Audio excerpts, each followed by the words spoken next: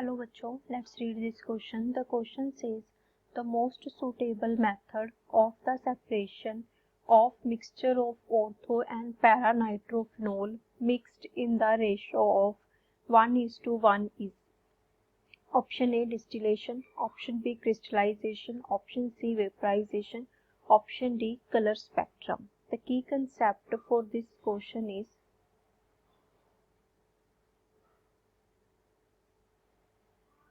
separation techniques.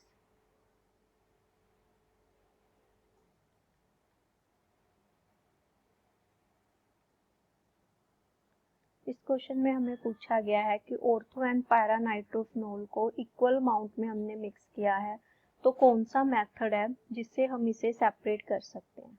अगर हम बात करें ऑर्थो एंड पैरा नाइट्रोफिनोल की, तो जो ऑर्थो एंड पैरा नाइट्रोफिनोल है उनके बॉइलिंग पॉइंट में बहुत डिफरेंस होता है, large difference in their boiling point.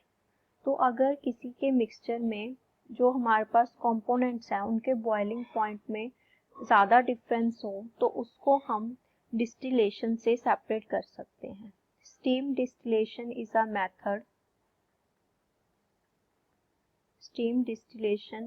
Method used to separate ortho and para-nitrophenol।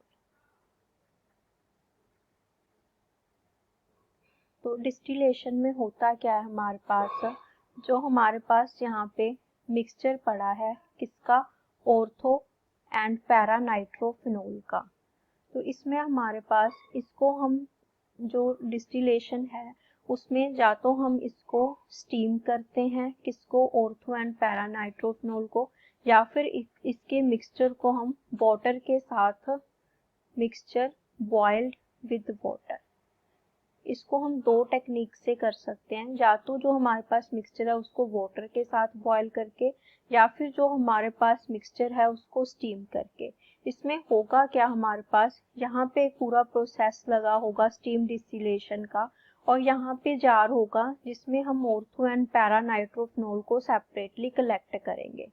जो ऑर्थो नाइट्रोफिनोल है उसका बॉइलिंग पॉइंट है वो कम होता है, तो जिसका बॉइलिंग पॉइंट हमारे पास कम होगा उसके वेपर्स इजीली बन जाएंगे।